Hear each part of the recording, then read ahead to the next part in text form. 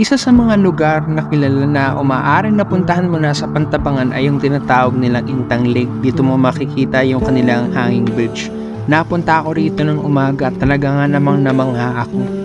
Sapagkat napakaganda ng lugar na ito, payapa at talaga namang marirelax ka sa makikita mo. Dahil mababang tubig noong mga panahon na punta kami rito ay nakalapit kami sa gawing tubigan. Habang pinagmamasdan ko ang mga bangkang nagdaraanan,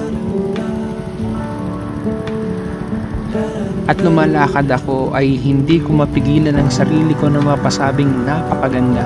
Talaga nga namang marirelax ka sa lugar na makikita mo na tulad nito. Kaya sa susunod na pasyal mo ng Pantabangan, subukan mong pumunta sa Intang ng magang-maga. Sapagkat makikita mo ang katahimikan, kapayapaan at kagandahan ng lugar. Sa higit sa lahat ay walang maraming tao. Nagbabago-bago nga pala yung tubig dito depende sa panahon.